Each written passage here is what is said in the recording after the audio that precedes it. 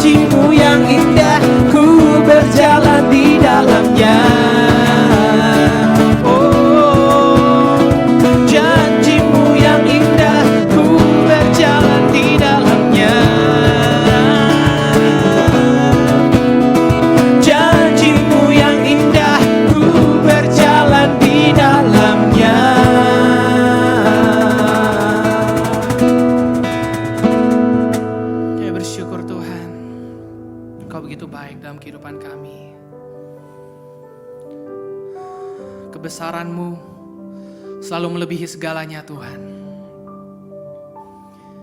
Yes Lord Jesus. We are grateful. We are thankful Lord.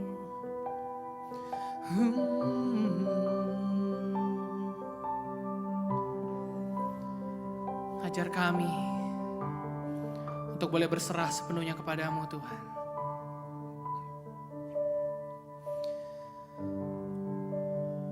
Ajarku berserah, kuasai mataku, bahwa kau besar menggenggam hidupku.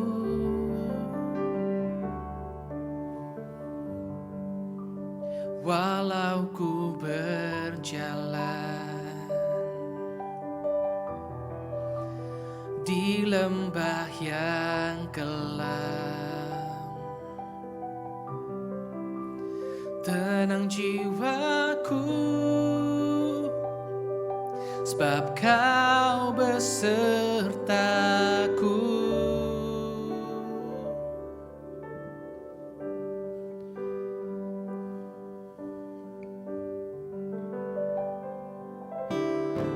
Selama ku hidup,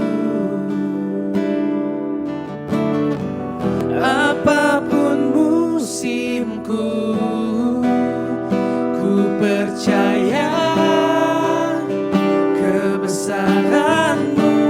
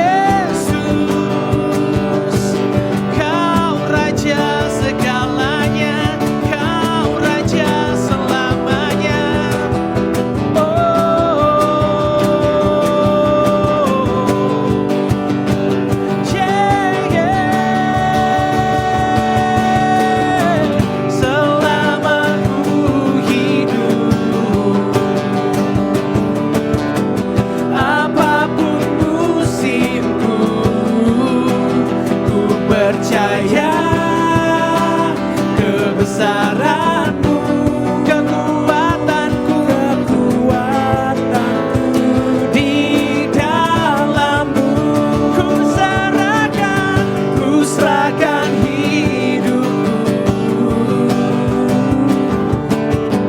akui kuasa-Mu, ku serukan kebesaran-Mu, masa depanku terjaga di tangan-Mu selama ku hidup. Apapun musimku, ku percaya kebesaran-Mu, kekuatanku di dalam-Mu. Ku serahkan hidupku, akui kuasa-Mu, ku serukan kebesaran-Mu, masa depanku terjaga di tangan-Mu.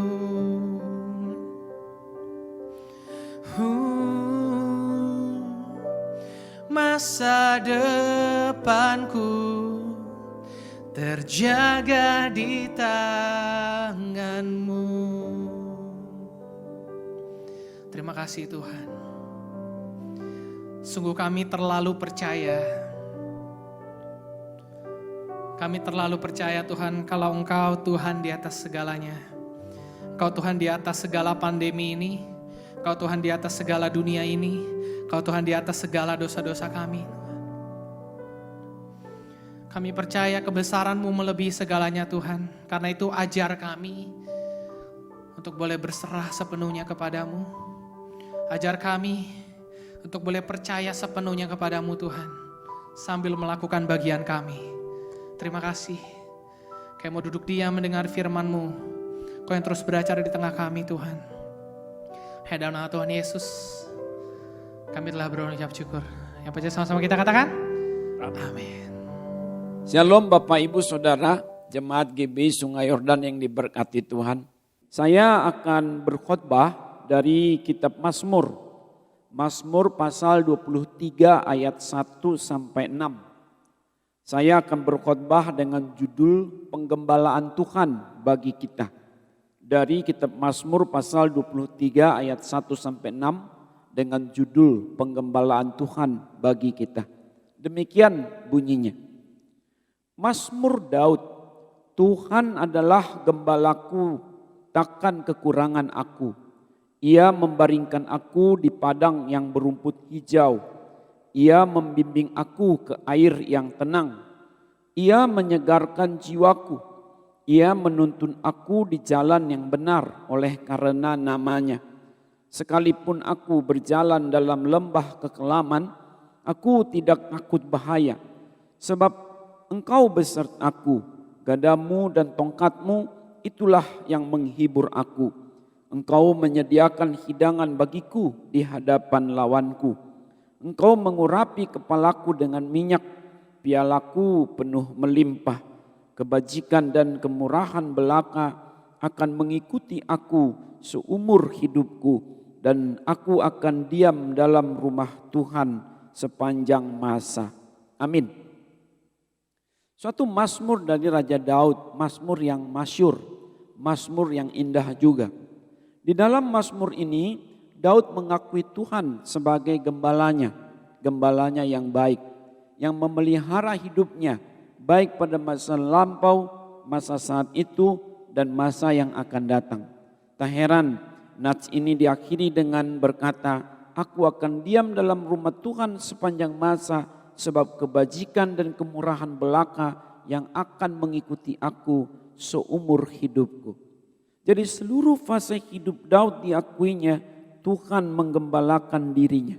Berbicara mengenai seorang gembala atau penggembala, Daud memiliki pengalaman yang cukup dalam hal ini.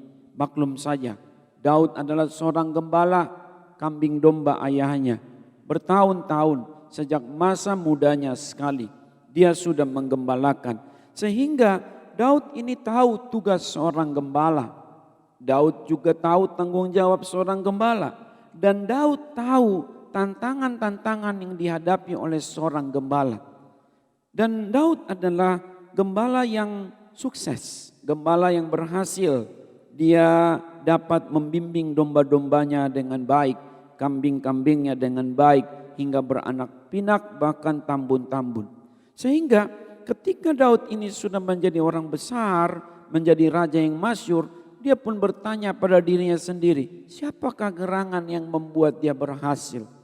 Siapakah gerangan yang menggembalakan dia? Sebagaimana dia dulu pernah menggembalakan akan ternak kambing dombanya, maka siapa yang menggembalakan dia? Dia berkesimpulan Tuhanlah yang menggembalakan dia. Tuhan yang menjagai dirinya. Di sini Daud mengakui Tuhan yang mencukupinya, Tuhan yang menyegarkannya, Tuhan yang menuntunnya, dan Tuhan juga yang mengurapinya. Betapa indahnya Mazmur ini, di mana Daud mengakui Tuhan sebagai gembalanya. Tuhan memiliki penggembalaan dalam hidup Daud yang begitu indah. Itulah pengakuan Daud. Sebagaimana Daud mengakui Tuhan sebagai gembala yang baik, biarlah kita pun demikian. Supaya kita pun mengakui penggembalaan Tuhan dalam hidup kita. Sebab memang kalau tidak ada yang menggembalakan kita, kita tidak akan dapat bertumbuh dengan baik. Kita tidak istilahnya autopilot begitu saja dibiarkan jadi. Tidak, pasti ada tangan-tangan yang baik yang telah menuntun kita. Tangan-tangan siapakah itu? Penyertaan siapakah itu? Biarlah kita memiliki pengakuan seperti Daud akui, Tuhanlah gembala kita yang baik.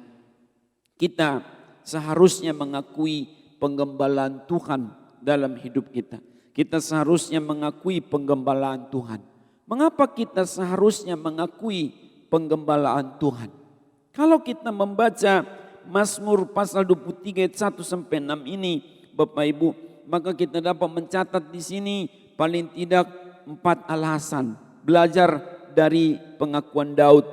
Yang pertama, sebab Tuhan telah mencukupi kita. Ayat 1, ayat 2. Yang kedua, sebab Tuhan telah menyegarkan kita. Ayat 3. Yang ketiga, sebab Tuhan telah menuntun kita. Ayat 3, ayat 4. Dan yang keempat, sebab Tuhan telah mengurapi kita. Ayat 5. Yang pertama, mengapa kita seharusnya mengakui penggembalaan Tuhan dalam hidup kita sebagaimana diakui oleh Daud tadi adalah sebab Tuhan telah mencukupi kita. Perhatikan kembali ayat 1 dan ayat 2. Tuhan adalah gembalaku, takkan kekurangan aku. Ia membaringkan aku di padang yang berumput hijau. Haleluya. Ia juga membimbing aku ke air yang tenang. Puji Tuhan. Ini adalah pengakuan Daud bahwa Tuhanlah yang mencukupi segala keperluan hidupnya. Berapa tahun Daud ini hidup? Tuhanlah yang mensuplai keperluannya. Dan Daud sebenarnya punya pengalaman bagaimana dia pernah susah, bagaimana pernah dia terusir, bagaimana pernah dia kekurangan suatu ketika. Tetapi Tuhan selalu memenuhi keperluannya. Daud pernah lapar tapi tidak pernah kelaparan. Daud adalah orang yang percaya penyertaan Tuhan dalam hidupnya. Daud dikenyangkan oleh Tuhan. Dia dibawa Tuhan ke padang rumput yang hijau. Dia diberikan kecukupan. Biarlah kita juga seperti itu. Bapak Ibu, kita pastilah punya keperluan. Dan Tuhan yang mencukupinya. Melalui apakah Tuhan mencukupi kita? Memang tidak turun begitu saja plok dari sorga. Pastilah makanan, minuman, pakaian, atau apapun keperluan hidup kita. Ada metamorfosanya, ada prosesnya. Hingga kita menikmati makanan, minuman semisal. Itu adalah dari tumbuhan yang dibuat Tuhan. Itu adalah dari daging-daging yang dibuat oleh Tuhan. Masuk ke dalam tubuh kita berproses. Tetapi itu semua adalah berkat Tuhan. Kita bekerja, pekerjaan kita diberkati Tuhan, ada hasil. Lalu kita dapat membeli makanan, itu adalah berkat Tuhan. Biarlah kita mengakui Tuhan yang mencukupi keperluan kita. Sebab ini janjinya. Kalau kita mengacu kepada Kejadian pasal 1 ayat 29, janji Tuhan kepada manusia begitu diciptakan adalah, lihatlah, aku memberikan kepadamu segala tumbuh-tumbuhan yang berbiji di seluruh bumi dan segala pohon-pohonan yang buahnya berbiji, itulah akan menjadi makananmu. Tuhan memberikan garansi, Tuhan berjanji, Tuhan akan menyediakan bahan makanan di seluruh bumi untuk umatnya. Sehingga dimanapun mereka tinggal, di pulau apapun, di benua apapun, di kutub manapun, selalu ada bahan makanan. Tinggallah mereka mau dan mengolahnya.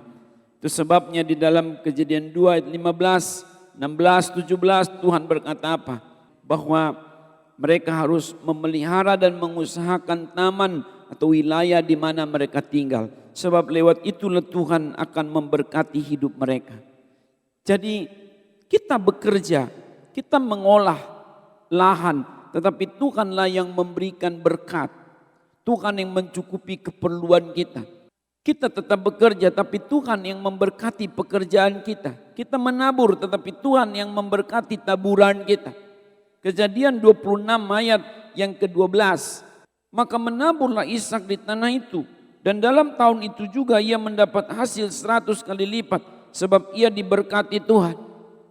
Jadi Ishak diberkati Tuhan, maka dia mendapat hasil 100 kali lipat dari usahanya. Ini adalah berkat Tuhan. Tuhan yang mencukupi Ishak. Sebagaimana tadi Tuhan yang mencukupi akan Daud. Itu sebabnya Tuhan berkata dalam Matius pasal 6 ayat 25, 26, 27. Apa disebut? Janganlah kamu khawatir akan hidupmu. Akan apa yang hendak kamu makan. Akan apa yang hendak kamu minum. Akan apa yang hendak kamu pakai. Pandanglah burung-burung di langit yang tidak menabur dan tidak menuai, tetapi diberi makan oleh Bapamu yang di sorga. Bukankah kamu jauh melebihi burung-burung itu? Burung-burung di udara yang tidak punya pekerjaan pun diberkati oleh Tuhan. Apalagi kita umatnya yang dapat bekerja, dapat mengumpulkan, dapat menabur, dapat menuai. Dapat mengumpulkan bekal dalam lumbung. Bukankah kita jauh melebihi burung-burung itu? Tetapi bagaimanapun kita berhasilnya, jangan lupa ini adalah berkat Tuhan. Maka kita mesti mensyukuri hasil kerja kita. Sebab Tuhanlah yang mencukupi kita. Tuhan tidak membiarkan kita kelaparan. Itu janji Tuhan. Tuhan selalu mencukupi keperluan kita. Memang ada kalanya berat, ada kalanya susah, ada kalanya kurang. Tetapi kita tidak pernah ditinggalkan Tuhan sampai jatuh tergeletak. Kalau sampai hari ini kita masih bisa makan, masih bisa minum, semua adalah berkat Tuhan. Usaha pekerjaan yang dititipkan Tuhan pada kita bertahun-tahun kita kerjakan, itu adalah berkat Tuhan. Maka patutlah kita mengucap syukur. Filipi 4 ayat yang ke-12, 13. Aku tahu apa itu kekurangan. Aku tahu juga apa itu kelimpahan. Aku tahu apa itu kekurangan dan aku tahu apa itu kelimpahan. Dalam segala hal dan dalam segala perkara tidak ada sesuatu yang menjadi rahasia bagiku. Baik dalam hal kenyang maupun dalam hal kelaparan. Baik dalam hal kelimpahan maupun dalam hal kekurangan. Sebab segala sesuatu, segala perkara dapat kutanggung dalam Tuhan yang memberi kekuatan kepadaku. Inilah pengakuan daripada Rasul Paulus. Ayat 19, apa katanya? Allahku akan memenuhi segala keperluanmu menurut kekayaan dan kemuliaannya dalam Kristus Yesus. Kalau kita ada kecukupan, ini adalah berkat Tuhan. Kita dapat gaji, penghasilan, ini adalah berkat Tuhan. Tinggallah kita gunakan dengan bijaksana. Sebab sekalipun banyak hasil, kalau tidak ditata dengan baik, tidak dimanage dengan benar, pastilah juga akan kekurangan. Itulah sebabnya Tuhan juga mengingatkan kita melalui hamba-hambanya. Gunakanlah secukupnya. Jangan kita gunakan untuk foya-foya. Jangan mentang-mentang, oh Tuhan itu memberkati, Tuhan itu mencukupi, lalu kita hura-hura. Lalu kita sembarangan. Roma pasal 13 ayat 13, 14 berkata apa? Jangan kamu memuaskan hawa nafsu dagingmu. Jangan kamu menggunakan sesuatu untuk memenuhi keinginan tubuhmu. Beda kebutuhan dengan keinginan. Disinilah kita juga perlu menurut Tuhan Yesus dalam Yohanes pasal 6 ayat 12, 13. Mulai dari ayat 11. Yohanes 6 ayat 11, 12. Jangan sampai berkat Tuhan yang banyak bahkan lebih itu dibuang. Kumpulkan lebihnya maka dapat digunakan untuk waktu kemudian. Pokoknya Bapak Ibu Saudara, seperti Daud, biarlah kita percaya bahwa Tuhanlah yang mencukupi keperluan kita. Meskipun kita bekerja, meskipun kita berusaha, tapi Tuhanlah yang mencukupinya. Maka naikkan syukur kepadanya. Efesus pasal 5 ayat 19 dan 20. Dikatakan apa di sini? Biarlah kita suka memperkatakan kata-kata yang mempermuliakan nama Tuhan. Kita menyanyi, bersorak bagi Tuhan dengan segenap hati dan mengucap syukur. Ucaplah syukur senantiasa atas segala sesuatu dalam nama Tuhan kita Yesus Kristus kepada Allah Bapa kita. Kalau kita ini bisa berkecukupan, semua karena anugerah Tuhan. Jangan kita sombongkan kemampuan kita. Sebaliknya jangan kita suka takut bahwa Tuhanlah yang mencukupi kita. Seperti Daud mengakui Tuhan adalah gembalanya, kita juga seharusnya mengakui penggembalaan Tuhan bagi kita. Mengapa? Yang berikut adalah sebab Tuhan telah menyegarkan kita. Perhatikan kembali Mazmur pasal 23 tadi, kali ini ayat 3 dikatakan apa? Mazmur pasal 23 ayat 3, ia menyegarkan jiwaku. Kalimat pertama saja dulu. Ia menyegarkan jiwaku. Di sini maksudnya Tuhan tidak hanya mencukupi keperluan jasmaniah Daud. Tuhan tidak hanya memenuhi keperluan badaniah Daud, tetapi Tuhan juga memenuhi keperluan jiwani Daud, memenuhi keperluan spiritualnya, memenuhi keperluan psikologisnya, memenuhi keperluan batiniahnya. Sebab manusia itu tidak terdiri hanya dari tubuh, tidak terdiri hanya dari daging, tetapi dia juga ada hati, dia juga ada batin. Nah, siapa yang akan menyegarkan Daud ketika dia penat? Maklum, seorang tentara dan kemudian menjadi panglima, bahkan menjadi seorang raja, pastilah banyak kepenatannya, banyak masalahnya. Siapa yang memulihkan keadaan Daud ketika dia penat, ketika dia stres, ketika dia cemas, ketika dia mulai mengalami namanya bibit-bibit ketakutan, bibit-bibit rasa takut? Siapa yang menyegarkan jiwanya? Siapa yang membuat dia tenang? Siapa yang menguatkan dia sehingga dia tetap bersukacita, sehingga dia tetap bergembira dalam Tuhan? Siapa yang merestorasi dirinya? Siapa yang memberikan dia kesembuhan batiniah? Daud mengakui Tuhan yang melakukannya. Biar kita juga demikian. Kita akuilah Tuhan telah menyegarkan kita. Banyak kepenatan yang kita hadapi. Banyak stres, tekanan yang kita hadapi. Dalam hidup sehari-hari. Pergi pagi, pulang sore atau malam. Seharian kita di jalanan. Seharian kita di pabrik. Seharian kita di tempat kerja. Seharian kita di tempat bisnis. Seharian kita di luar rumah. Atau malah kita di dalam rumah, tetapi rumah juga memiliki kepenatannya sendiri bagi kita. Banyak masalah yang harus kita urus. Kalau kita orang muda, orang tua, laki-laki, perempuan semua punya pergumulannya. Kita seringkali mau teriak, kita seringkali mau dikemanakan semua kegetiran hati kita. Tetapi di sini Daud mengakui Tuhanlah yang menggembalakan dia dengan cara menyegarkan jiwanya. Itu sebabnya Daud selalu dapat memuji Tuhan. Itu sebabnya Daud selalu dapat menyembah Tuhan. Pagi-pagi dirinya tidak lagi diliputi oleh stres terus-menerus. Pagi-pagi dia dapat melantunkan pujian buat Tuhan. Coba perhatikan itu. Di dalam Mazmur 108. Mazmur 108 ayat 1 dan 2. Apa kata beliau di sini? Bahwa hatinya telah siap sejak dini hari. Sejak fajar sebelum menyingsing. Dia sudah menyanyi bermazmur bagi Tuhan. Dia bangunkan jiwanya. Dia percaya Tuhanlah yang dipuji pagi-pagi sekali. 7 kali sehari menurut Mazmur 119 ayat 164. 7 kali sehari aku memuji-muji Tuhan atas kebesarannya, atas kebenaran hukumnya, atas kebenaran firman-Nya. Daud merasakan Tuhan menyegarkan jiwanya. Sekalipun dia banyak masalah tadi, banyak persoalan, banyak kepenatan, tapi dia selalu merasakan kesegaran juga dari Tuhan. Mazmur 103 ayat 1 dan 2, dia berkata apa pada jiwanya sendiri? Pujilah Tuhan hai jiwaku, pujilah Tuhan hai jiwaku, jangan lupakan kebaikan Tuhan. Karena Daud memiliki kesegaran dari Tuhan pada jiwanya, itu yang membuat Daud bersuka cita. Itu yang membuat Daud dapat mengampuni orang yang bersalah. Itu yang membuat Daud selalu bergirang sehari-hari dalam hidupnya. Ada kesenangan, kesukacitaan. Biar kita seperti itu juga. Kalau kita percaya penggembalaan Tuhan dalam hidup kita, stres apapun, tekanan apapun, masalah apapun, kita akan hadapi. Kita akan percaya balutan-balutan spiritual dari Tuhan. Tuhan adalah gembala yang baik yang tidak akan membiarkan kita sendirian. Maka kalau kita mengakui penggembalaan Tuhan, kita akan bersuka cita di dalam Tuhan.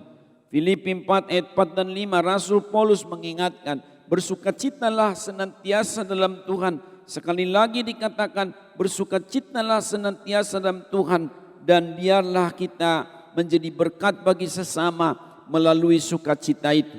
Sehingga kebaikan hati kita diketahui oleh semua orang. Itulah menjadi garam dan terang dunia dalam Matius pasal yang kelima ayat 13, 14, 15, 16. Matius pasal 5 ayat 16. Demikianlah hendaknya terangmu bercahaya di depan orang supaya mereka melihat perbuatanmu yang baik dan memuliakan Bapamu yang di sorga. Inilah pengakuan kita sebagaimana Daud mengakui penggembalaan Tuhan dalam hidupnya. Tuhan adalah gembala kita yang baik, yang menyegarkan jiwa kita. Kristus berkata demikian dalam Yohanes pasal 10 ayat 14. Dia merestorasi kita, dia menyegarkan jiwa kita. Setiap hari kita mengalami kepenatan, tapi setiap hari juga Tuhan merecovery, mengadakan pembaharuan.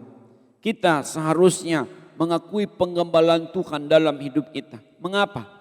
Alasan ketiga adalah sebab Tuhan telah menuntun kita. Sebagaimana diakui Daud tadi.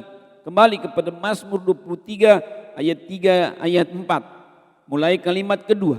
Tuhan menuntun aku di jalan yang benar oleh karena namanya.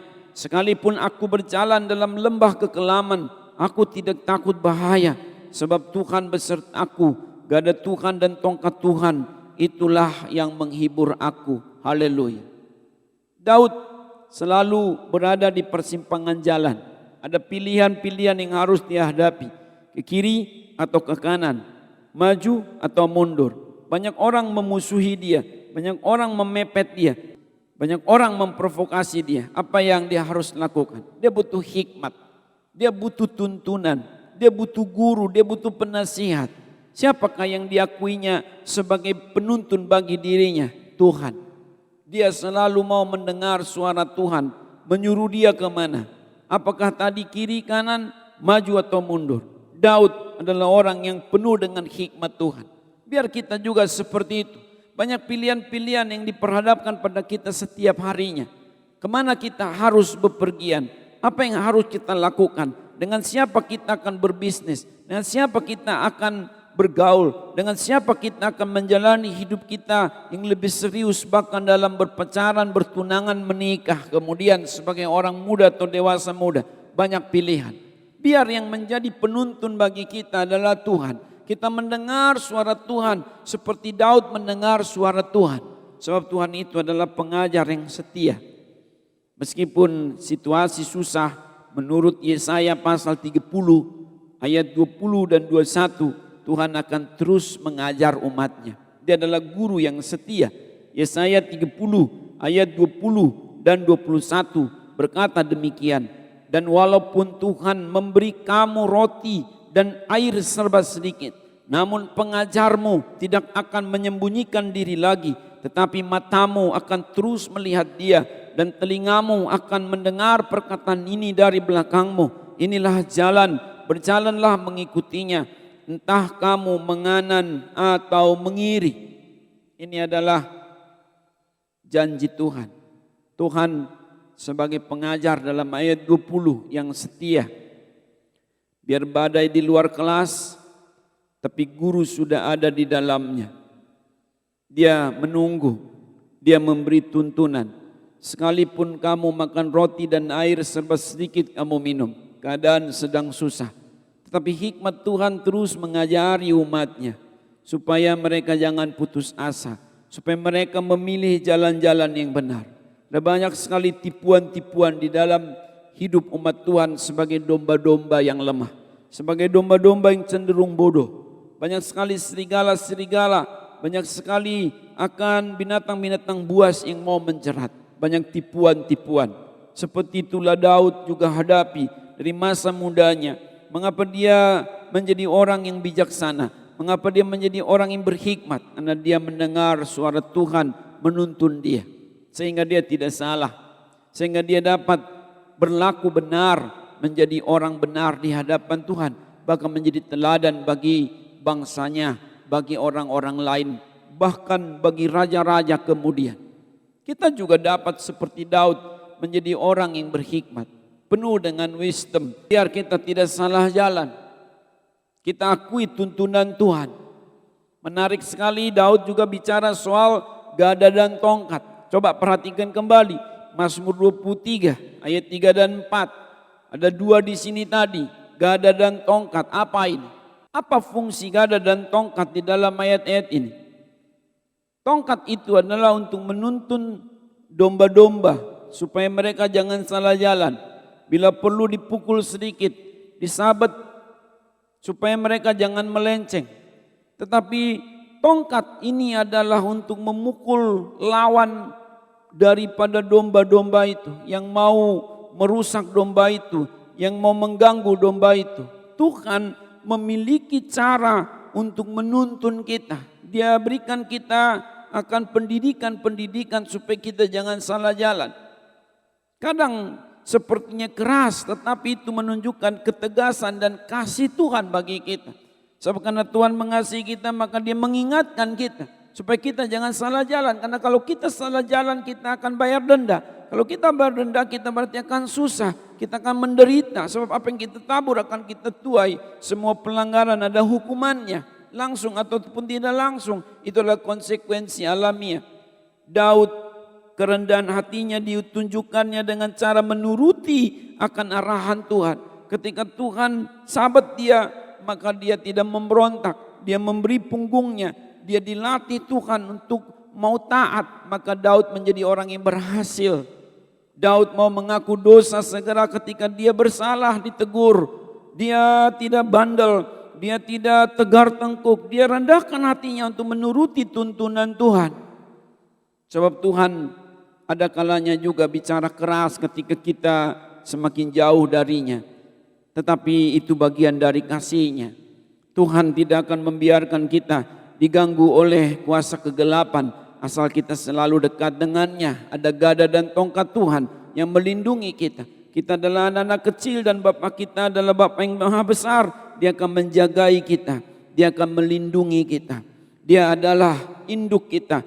Kita ini adalah anak-anak-Nya. Jangan takut hai kawanan kecil, kata Tuhan Yesus, sebab Aku menyertai kamu senantiasa sampai kepada kesudahan zaman. Yang penting kita selalu rindu berlindung di balik kepak sayapnya. Kita selalu rindu untuk selalu mendapatkan naungan darinya. Kita tidak memberontak ke kanan ke kiri. Kita selalu mendengar tuntunannya. Kita bersedia untuk menerima arahan-arahannya, termasuk dengan suara dari Roh Kudus. Roh Kudus akan menuntun kita ke dalam seluruh kebenaran sehingga kita tidak tersesat. Daud adalah contoh yang baik untuk kita teladani karena dia memiliki pengakuan yang benar. Tuhan sebagai gembala bagi dia. Biarlah kita juga demikian. Kita seharusnya mengakui penggembalaan Tuhan dalam hidup kita. Kita seharusnya mengakui penggembalaan Tuhan dalam hidup kita. Mengapa? Alasan keempat masih belajar dari Daud adalah sebab Tuhan telah mengurapi kita. Perhatikan ayat yang kelima. Tuhan menyediakan hidangan bagiku di hadapan lawanku. Tuhan mengurapi kepalaku dengan minyak, pialaku penuh melimpah. Piala. Apa yang dimaksud piala di sini? Bukan piala sebagai hasil dari kejuaraan sebagai hadiah. Piala di sini bukan award. Bukan. Piala di sini bukan sebagai bukti dari kemenangan dalam pertandingan. Bukan. Piala di sini adalah yang dipakai pada zaman dahulu oleh para penguasa. Umumnya itu dipakai untuk menelaah secara spiritual, ada pelajaran tersendiri. Piala yang dimaksud di sini adalah satu benda seperti gelas besar yang di dalamnya dapat dikasih air atau cairan, dan entah mengapa itu dapat dipakai untuk melihat, membayangkan, paling tidak merefleksikan wajahnya orang itu, apanya yang akan terjadi kemudian.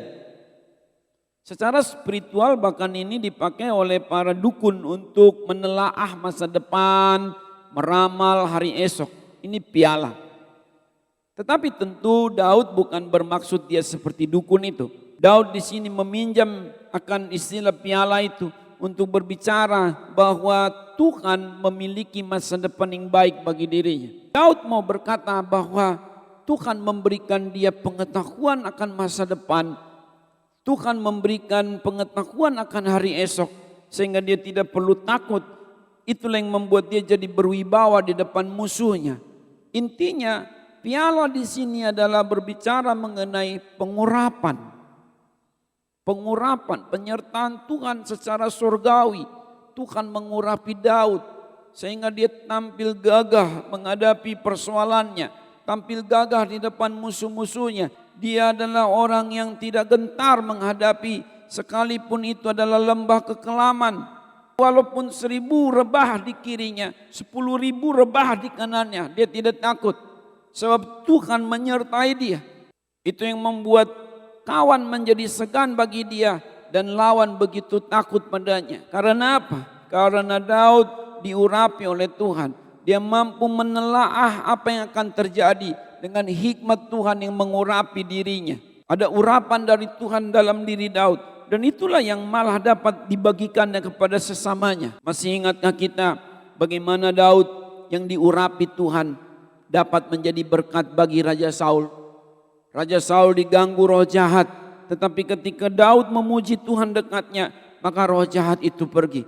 Ini adalah satu contoh betapa Daud diurapi oleh Tuhan. Sehingga dia tidak gentar kepada musuh-musuhnya tadi.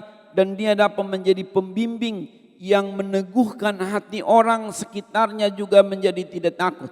Biar kita juga demikian. Kalau kita diurapi Tuhan, kiranya kita tidak takut menghadapi segala persoalan kita. Musuh-musuh yang dikirim oleh kuasa kegelapan untuk mengganggu kita. Kita tidak terkena oleh provokasi untuk menjadi orang yang ribut dan suka bertengkar. Kita adalah orang yang tenang karena kita berwibawa. Kita tidak diprovokasi oleh masalah apapun. Kita adalah orang yang menjadi pemenang atas setiap hal. Bahkan tadi menjadi penuntun bagi sesama. Kita menjadi orang yang diurapi untuk menjadi berkat bagi sesama kita. Kita menjadi saksi-saksi Kristus. Kisah Rasul 1 ayat 8. Kalau Roh Kudus itu turun ke atasmu, kamu akan menjadi saksiku di Yerusalem, di Yudea, Samaria, bahkan sampai ke ujung bumi. Inilah kita. Di mana Tuhan tempatkan kita. Kita akan memiliki wibawa. Bidang apapun yang kita kerjakan, kita akan memiliki wibawa. Karena Tuhan menggembalakan kita. Tuhan mengurapi kita. Piala kita penuh melimpah. Kita tidak kurang hikmat, kita tidak kurang pengetahuan. Dan Tuhan selalu menuntun kita dengan hikmat itu. Ada Roh Kudus yang ada dalam diri kita menuntun kita sampai kepada akhir zaman. Ada Roh Kudus di dalam diri kita. Maka jangan mendukakan roh itu. Efesus 4 ayat 30. Biarlah kita tidak mendukakan Roh Kudus yang menuntun kita sampai kepada hari keselamatan. Yang memeteraikan kita sampai kepada akhir zaman. Ini adalah bentuk penyertaan Tuhan dalam hidup kita. Maka apapun kata Tuhan Yesus, di dalam Lukas pasal 12 ayat 11. Dimanapun kita diperhadapkan dalam kesulitan apapun, jangan kamu takut. Sebab pada saat itu Roh Kudus akan menuntun kamu memberikan jawaban. Sebab kamu adalah orang yang diurapi. Kita karena diurapi kita tidak menjadi pengecut. Tetapi kita juga bukan menjadi orang yang suka menantang.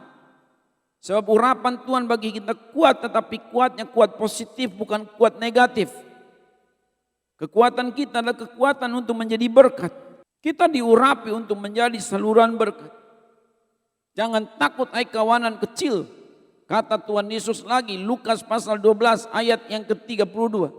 Jangan takut hai kawanan kecil, sebab Bapamu sudah memberikan kepada kamu kerajaannya itu. Kita anak-anak kerajaan. Biar kita percaya penggembalaan Tuhan dalam hidup kita. Kristus menjadi gembala yang baik bagi kita bukan hanya karena dia mati di kayu salib Golgota, menebus dosa kita. Tetapi Kristus juga gembala yang baik karena dia yang menuntun kita setiap hari. Dia yang menjagai kita setiap hari. Dialah guru yang baik sampai kepada akhir zaman tidak akan meninggalkan kita. Jadikan segala bangsa menjadi muridku supaya aku mengajar mereka, menemani mereka. Itulah janji Tuhan dan kita alami itu. Bapak Ibu, demikianlah uraian khotbah saya hari ini. Belajar dari kitab Mazmur pasal 23 ayat 1 sampai 6. Mazmur Daud yang indah. Yang mengakui penggembalaan Tuhan dalam dirinya. Biarlah kita juga demikian.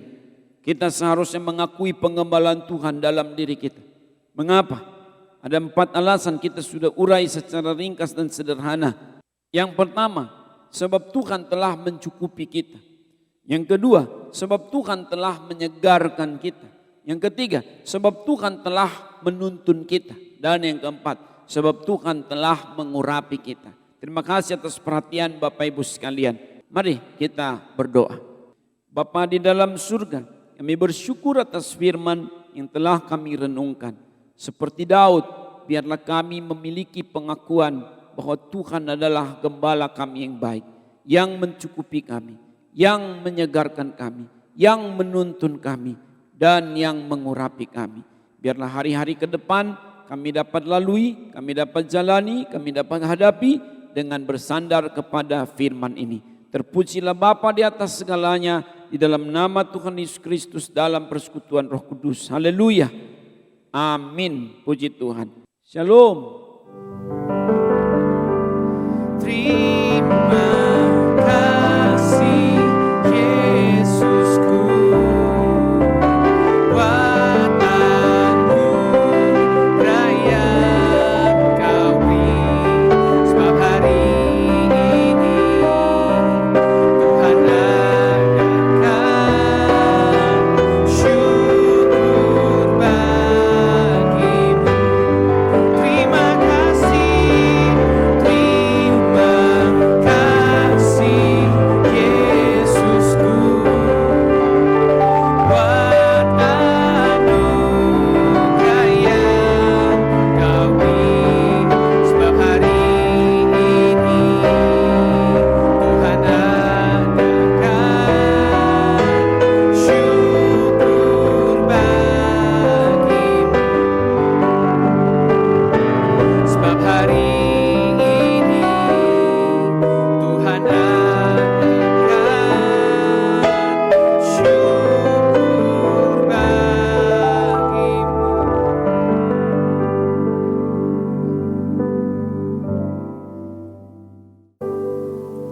Jemaat yang dikasihi Tuhan, sebelum beraktivitas, angkat tanganmu, terimalah berkat yang berkelimpahan yang datangnya dari Bapa Surgawi.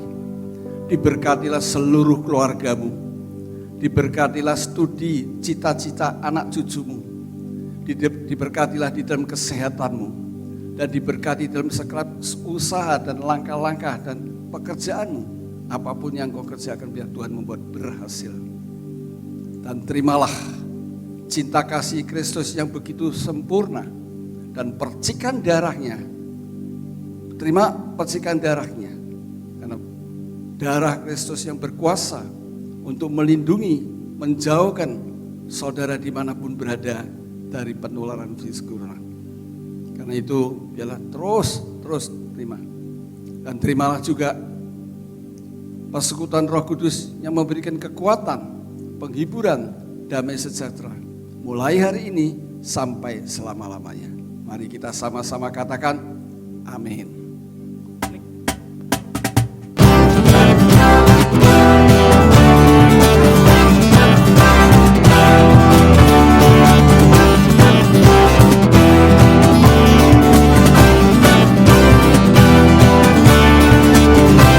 Temukan kasih yang sejati tiada pernah berubah, hanya di dalam-Mu Yesus Tuhanku. Kasih yang telah Kau beri lebih segala yang terbaik dalamku, tak berkesudahan, kekal selamanya.